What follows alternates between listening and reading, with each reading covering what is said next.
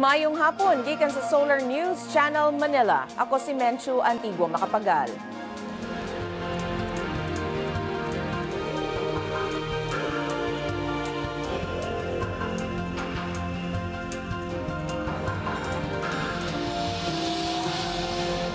Ano ang mga balita alang sa Kabisayan ug Mindanao? Gitudlo ni Davao City Mayor Rodrigo Duterte si Davidson Bangayan nga mausab si David Tan nga giingong nalambigit sa rice smuggling sa nasod. Nagsugod na ang Panagbenga Festival sa Baguio City. Gisaulog sa Pagadian City ang unang World Interfaith Harmony Week karong simanaha. Og si Michael Christian Martinez ang bugtong Pilipino nga misalmot sa figure skating event sa 2014 Sochi Winter Olympics.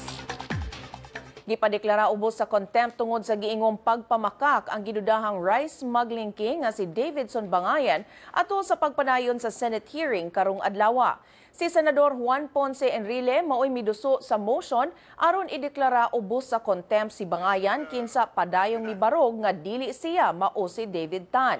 Apan matod ni Enrile, daghang ebidensya ang mutumbok ni Bangayan nga maurasab kini si David Tan.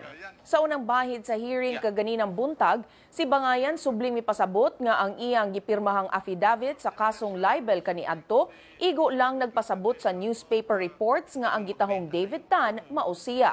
Matod ni Bangayan, wala kini magpasabot nga migamit siya og David Tan nga ngalan. Si Senador Cynthia Villar kinsa maoy nangulo sa Committee on Agriculture, miingon nga ilang hukman sa committee ang motion ni Senador Enrile alang sa pagbutang ni Bangayan ubos sa contempt. Gipasidan-an sab ni Villar ang ubang gidapit sa hearing karong adlaw nga wala katunga ug mabutang usab ubos sa contempt kung padayong dili mutunga sa hearing. Nakasiguro si Davao City Mayor Rodrigo Duterte nga si Davidson Bangayan maurasab si David Tan ang giilang rice smuggling king sa nasod. Giilan ni Duterte si Bangayan atol sa Senate Hearing Committee karong adlaw. Si Ben Tesor na adunay detalye. Ben? Mencho, sa hearing karong adlaw sa Senate Committee on Agriculture, ipakita ang Davao City Mayor Rodrigo Duterte ang hulagway ni David Tan. Ang hulagway alang kang Duterte ni takdo sa itsura ni Davidson Bangayan kinsa iyaw sa positibo gitudlo atol sa Senate hearing kaganina. Tungod niini, giduso ni Senator Alan Peter Cayetano ang pagsagop sa pinuhan ni Senator Juan Ponce Enrile. Sa sayong bahin sa hearing nga ibutang-ubot sa contempt si Bangayan tungod sa pagpamakak. Apan sa pagkakaroon nila pahinon si contempt sa Senado si Bangayan o ila pa kinahiskutan sa usa sa closed door meeting. Sunod-sunod ng mga senador ng magsanak ang Mayor Duterte. Mautanan ni Senator Grace Poe kung unsa iyang solusyon aron maundang na ang rice smuggling. Subag ni Duterte na ibalik na sa National Food Authority ang full power to import rice. Matod sa mayor, nasa pagkakaroon po pwede ang mga kooperatiba na mag-import ng bugas apat tuod sa kawadong sa puhunan. Napugo sa mga kooperatiba na muduol ng Davidson Bangayan, aka David Tan, aron ipinans ang rice importation. Matod ni Duterte, si David Tan ang numero 1 pagador sa rice smuggling. Tungod kay siya ang nagunit sa rice importation sa mga kooperatiba. Si Senador Jigo Estrada mismo sa opening statement ni Duterte, ang mayor miingon na the trouble with us in government is we talk too much, act too slow, and do too little. Pagkutanin ni Senador Estrada na kung kinsa iyang gipaigan sa mga statement, matut pa ni Duterte, ngayang gi-address ang mga statement sa tanang law enforcement agency. Nautan na po si Senador Estrada kalabot sa gilawatang statement ni Duterte na iyang pamatsyo ng mga smugglers sa Davao City. Pagkutanin ni Estrada na kung iya makita si David Tan sa Davao City, patsyon ba kini sa mayor? Subag ni Duterte na dili siya magduha-duha, labo na kung musukol si David Tan. Patut sa niya, I will gladly kill smugglers. I am old, I can spend the rest of my life in prison. Kapag lumaban ito and he puts up a good fight, I will not hesitate. Iyang ko ni Duterte na iyang hulgang nga patyo ng mga smugglers, usa ka pamaagi niya aron mahadlok sulod sa Davao City ang mga rice smugglers. Daan ang gibutyag ni Mayor Duterte nga aduna siya ngalan sa mga tao o gahensya na nalambigit sa rice smuggling. Apan sumala ni Duterte, natungod kay wala siya ebidensya, iyan na lang kining ihatag sa mga law enforcement agencies na gusto kopya sa listahan. Mencho? Daghang salamat Bente Shorna reporting gikan Davao City. Mibiya og unom kapatay ang bagyong Basyang una kini migawa sa nasod kagahapon.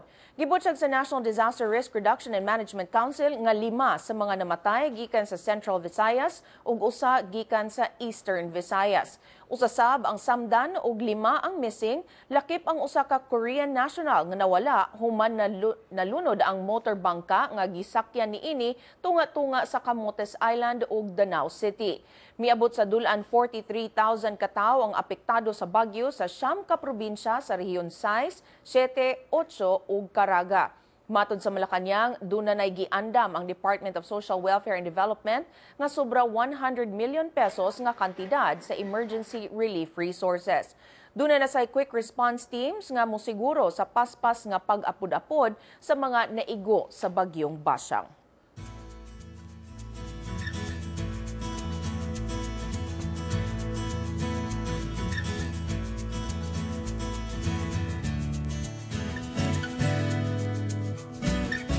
Mitabang ang mga lokal ug langyaw nga mga youth leaders sa Adopt a School program alang sa mga naigo sa bagyong Yolanda. Dala sa mga youth groups ang school packs nga dunay sulod nga school supplies, mga libro, sapatos ug uniporme. Alang sa mga youth groups, pinaagi sa paghatag og mga supplies, mabalik sa normal ang kinabuhi sa mga estudyante. Mato ni Gibby Gores sa Akbayan Youth, mahimo sab nga mutabang ang mga langyaw nga youth organizations pinaagi sa pagkuhag pondo alang sa school supplies sa mga bata. Fortunately, the DepEd also mentioned that they don't have enough funds for supplies. This means that there is a need to integrate young people back to school, especially those who were affected by Typhoon Haiyan or Typhoon Yolanda. But the budget is only for infrastructure, and this is where we come in, wherein we express solidarity by integrating young people, by providing them the school supplies that they need. Nawala yung mga gamit ng mga bata, no? At kung papasok sila, nawala man lang silang bit-bit kahit notebook, siyempre hindi sila gaganahan. So yung pagbibigay ng school supplies, napakahalaga dahil nagbibigay ito ng incentive sa kanila para bumalik, no? Sa pagbalik sa Solar News Cebuano, nagsugod na ang Panagbenga Festival sa Baguio City. At ang iyang detalye sa among pagbalik.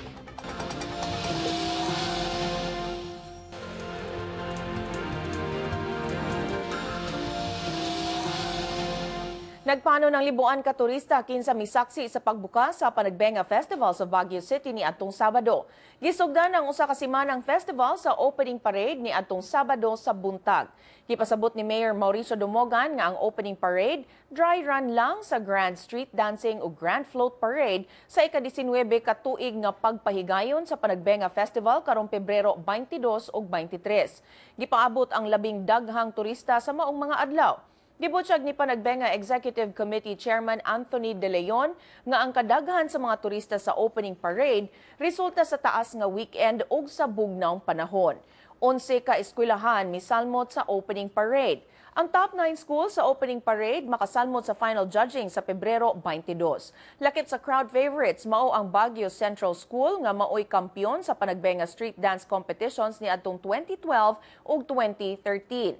Gawa sa opening parade, gisaulog sab ang Ibaloy Festival samtang ang Chinese community mihimo sa ilang tinuig nga Spring Festival Parade. Giablihan sab sa mga festival organizers ang Baguio Blooms nga naila kaniadto nga Market Encounter Trade Fair diin ipasindayag ang mga produkto gikan sa Cordillera Region.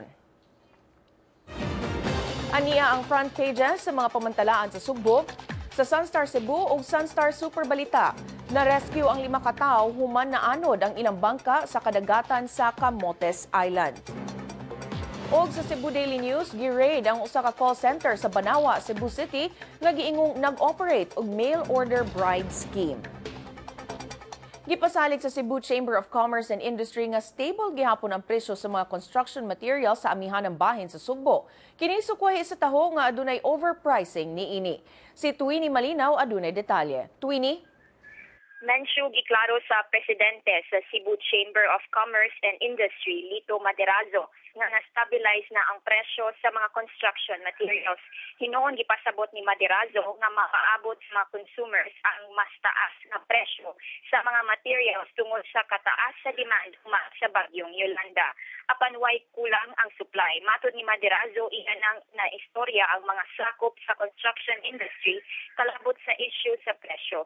Ipasalig sa mga negosyante nga andam kining motabang sa mga non-government organizations nga mamalit og daghang materials aron i-donate ngadto sa mga Yolanda survivors sa northern areas sa Cebu.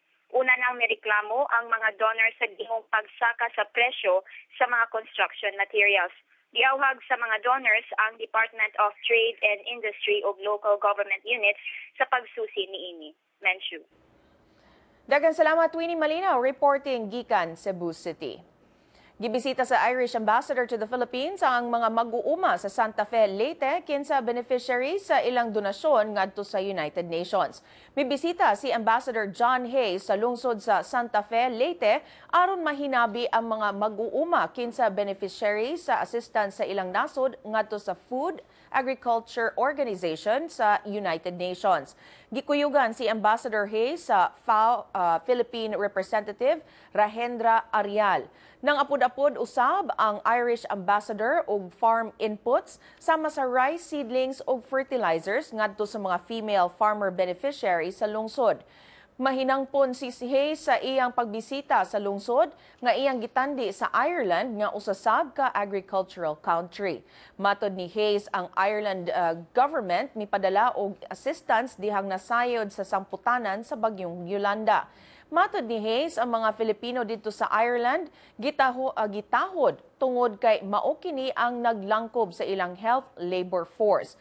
Gipasabot ni Hayes nga ang pagtabang sa agriculture sector gihatagan og igong pagtagad sa ilang kagamhanan tungod kay ang pagkaon ang usa sa gikinahanglan sa recovery ug rehabilitation work sa dapit nga naapektuhan sa bagyo. Atong sayro ng front pages sa mga pamantalaan sa Mindanao. Sa Sunstar Davao, headline, karon ang pag-atubang ni Davao City Mayor Rodrigo Duterte sa Senado kalabot sa rice smuggling sa nasod. Sa Bandera Mindanao, gilabayan og granada ang usa ka simbahan sa Zamboanga City. Aniya sab ang front pages sa Mindanao Daily sa nagkalain-laing bahin sa Mindanao. Sa Northern Mindanao, gi-update ni Villanueva, Misamis Oriental Mayor Julio Uy ang plano sa power plant o sa relocation sa mga maapektuhan.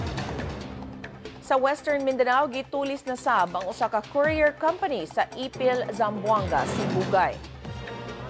Sa Caraga, milingkod na isip bagong police director sa Caraga si Chief Superintendent Dominador Aquino.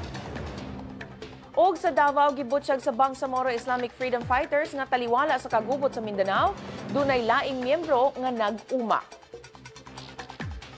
Nangayo og 5 ka bulan nga extension ang Korean contractor sa wala pa mahuman nga Lagindingan Airport sa Misamis Oriental. Apan mipadayag sa ilang kabalaka ang mga negosyante sa Northern Mindanao nga nagkahulugan kini og dugang alkanse sa patigayon sa rehiyon. Si Cheng Ordonez sa detalye. Cheng? Menchu, sa miagi lang 12 ka adlaw nga cancellation sa mga flights tungod sa low pressure area ug sa tropical depression agaton, miabot na sa 228 million pesos ang alkanse sa mga airlines. Matod sa mga sakop sa Oro Chamber of Commerce and Industry, kung tugtan nga moabot pa sa Nobyembre ang pagtiwas sa airport, makaapekto na kini sa competitiveness sa rehiyon ug mobalda sa mga nakatakdang conventions ug conferences sa Cagayan de Oro City. Ang Lagindingan Airport misugod pag-operate niadtong June 15 sa miaging tuig bisan wala kini air navigation system and support facilities. Sigo lang kining mi-operate ubos sa visual flight rule, nungdan nga maadlaw lang ang mga flights o makancel mga flights kung dili maayo ang panahon.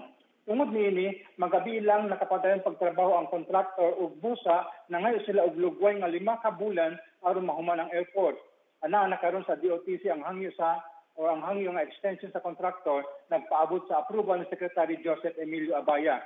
Giawhag sa Oro Chamber nga mosagop ang kontraktor og mga paagi aron madali ang ilang trabaho pagtiwas sa airport.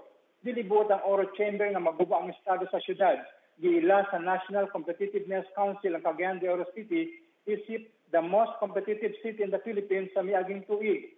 Isip capital city sa Northern Mindanao, prime mover ang Cagayan de Oro aron maila kini nga ikaduhang labing dako nga regional economy sa Mindanao nga adunay gross regional domestic product nga 239.67 billion pesos sa miaging tuig. Sa pikas bahin, ang flight statistics sa Laguindingan Airport nagpakita nga moabot sa 304 ka flights ang na-cancel niadtong January 10, 2022 tungod sa dili maayong panahon. Labing daghan sa canceled flights na hitabo niadtong January 19 hangtod 22 tungod sa Tropical Depression Agaton. Based sa atong tinubdan, moabot sa 31.5 million pesos ang alkanse sa mga airlines matag adlaw base sa 21 scheduled flights kada adlaw. Sa tibuok 304 canceled flights, moabot ang tanang alkanse sa mga airlines sa 228 million pesos. Alang sa Oro Chamber, ang cancellation sa mga flights isangpot sa 20 million pesos ng alkanse alang sa dakbayan sa Cagayan de Oro gikan sa actual o opportunity cost. Thank you. Dagan salamat, Cheng Ordonez, reporting gikan Cagayan de Oro City. Gidudahan sa Zamboanga City Police nga dumot maoy hinungdan sa pagpanlabay og granada kagahapon sa buntag gawas sa usa ka simbahan. Hinuon matud ni Zamboanga City Police Acting Director Superintendent Angelito Casimiro, ila pang gisusi ang tanang posibleng motibo sa hitabo. Dili mo menos 6 ka tawo sagad mga senior citizens na angol sa hitabo. Ang granada gilabay gawas sa usa ka karaang simbahan sa kilometer 5 sa Barangay Talon-Talon. Giulagway ang milabay sa granada nga nakasulob og red scarf ug nag-angkas sa usa ka motorsiklo. Gawas sa usa ka bata, ang ubang biktima nag-edad na og kapin sa 70 anyos. Luwas na ang mga biktima human madala sa Zamboanga City Medical Center. Dusi ang samdan sa duha ka pagbuto sa Mindanao ni adtong Sabado. Duha sa mga samdan mga sakop sa media. Matud ni Army 6th Infantry Division spokesperson Colonel Dixon Hermoso, nahunong ang duha ka armored vehicle nga padulong sa Datu Saudi ang patuan, human mibuto ang usa ka improvised explosive device. Walay sundalo nga nasamdan sa unang pagbuto. Pagkahuman, nagtapok ang mga sibilyan ug nag-set up ang usa ka news crew sa dapit diin mibuto ang IED, dihang gilabayan sila og granada sa mga nag-angkas og motor. 6 ka sundalo, 4 ka sibilyan ug 2 ka sakop sa media ang samdan ni ining maong pagbuto. Nagtuo si Hermoso nga responsable ang Bangsamoro Islamic Freedom Fighters sa maong mga pagbuto isip diversionary tactic. Gipasirado na ang National Highway gikan sa Datu Saudi ang patuan paingon sa Datu Piang human sa mga pagbuto. Namatay ang usa ka barangay kagawad ug nasamdan ang laing 3 ka pasahero sa disgrasya sa kadalanan sa Zamboanga del Sur. Si Jong Cajon adunay detalye niini. Jong? Mencho, gideklara ng patay pag-abot sa Zamboanga del Sur Medical Center sa Pagadian City ang pasaherong si William Canoy, barangay kagawad sa barangay Poblasyon Pitugo, Zamboanga del Sur. Usa si Canoy sa sakay sa mini elf truck nga natuwad Sabado sa buntag dito sa National Highway sa Purok Malipayon, barangay Sumadat, Dumalinaw, Zamboanga del Sur. Puno sa karga ang truck nga gikan sa Cagayan de Oro City, padulong unta sa Pitugo, Zamboanga del Sur, dihang nawad-an sa kontrol ang driver nga si Terso Andam. Ang ubang nasamdang biktima, lakip na ang driver, gidala sa Zamboanga del Sur Medical Center.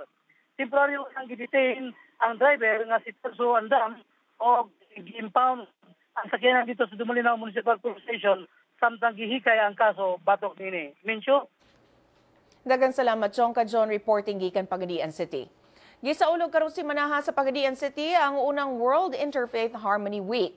Gisugdan ang selebrasyon sa parade ni adtong Sabado libot sa mga nag-unang dalan sa syudad hangtod sa City Plaza Covered Court diin gihimo ang hamubong programa.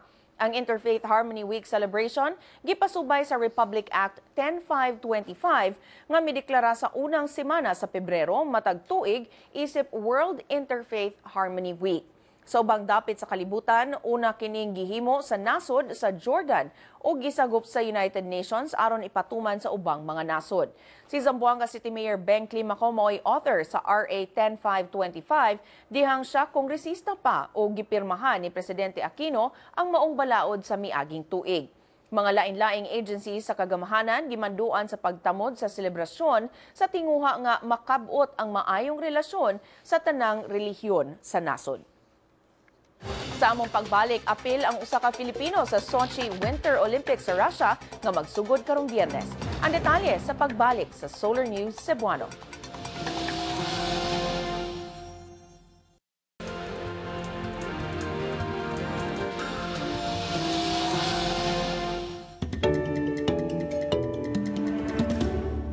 Mga balita gawa sa nasod uban ni Sara Velasco. Gihulagway nga malinaw natapos ang piniliay sa Thailand kagahapon. Kinibisan dunay mga natala nga kagubot, laki pang pagboykot sa oposisyon sa piniliay ug pagpahunong niini sa 18 sa kinatibuk ang 77 ka probinsya sa Thailand. Pito sab ang samdan tungod sa pipila ka pagboto atol sa panagbangi sa mga nagprotesta ug sa mga supporters ni Prime Minister Yingluck Shinawatra. Walay gianunsyong mananaog atol sa piniliay, busa magpabilin gihapong Prime Minister si Shinawatra sa musunod nga mga semana. Tungod niini, mupahigayon ng mga anti-government protesters ug rally karong adlaw aron ipadayon ilang tumo nga pagpalagpot kang Shinawatra sa pwesto. Gibarugan sa mga nagprotesta nga kinahanglang magtukod og People's Council aron mausab ang giingong hiwi nga pamulitika. Matod sa Election Commission, doon na pa'y usa ka hugna sa piniliay karong February 23, samtang dili pa matino kung mahinayon ang piniliay sa mga habagatang bahin sa Thailand. Nagsugod na ang 2 ka bulan nga kampanya alang sa presidential elections sa Afghanistan. Gihulagway ang piniliay nga makapalambo sa nasod human sa halos 13 ka tuig nga giyera. Giauhag ni presidential candidate ug kanhi Foreign Minister Abdullah ang 5,000 kabutante nga piliun siya sa iyang tumong nga pagpadayon sa bilateral security deal tali sa ubang nasod.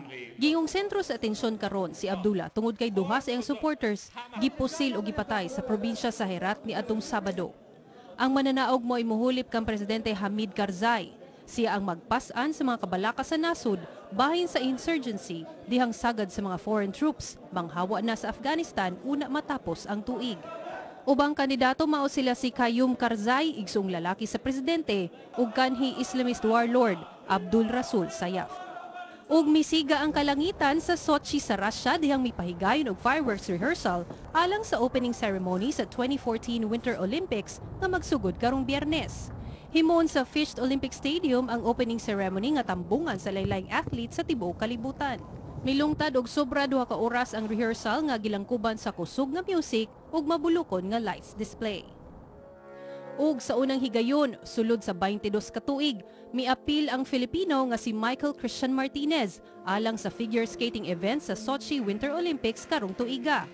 Siya ang bugtong Pilipino nga miapil sa maong event. Si Martinez ang ikalima sa 2013 World Junior Figure Skating Championship. Sara Hilomen Velasco, Solar News. Banabana sa dagan sa panahon, uban ni Pat Fernandez. Pat? Medyo matod sa pag-asa, dunay monsoon break tungod sa easterly winds. Apan ugma, gipaabot nga mobalik ang northeast monsoon kun amihan. Gipaabot nga makaapekto kini sa northern nga bahin sa nasod. Base sa Metro Weatherscape, posibleng dunay katag-katag nga pag-ulangan ug dunay thunderstorms sa eastern section sa nasod. Sa Visayas, dunay taligsik sa Borongan ug dunay thunderstorms sa Iloilo, Tacloban, Dumaguete, Tagbilaran ug Metro Cebu. Sa Metro Cebu, dunay pag-ulan ug thunderstorms hangtod na sa Biyernes. Ug sa Mindanao, maayo ang panahon sa Cotabato. Dunay taligsik sa Butuan ug dunay say thunderstorms sa Cagayan de Oro, Zamboanga, General Santos ug Metro Davao. Sa Metro Davao, wala nun sab nga dunay thunderstorms hangtod na pagtapos sa semana.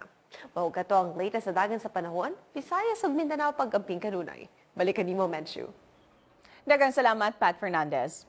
Kung buot ninyo matanaw pag-usab ang episode karon sa Solar News Cebuano, i-like ang among Facebook page, Solar News Cebuano. Bisitahi sab ang among website, www.solarnews.ph.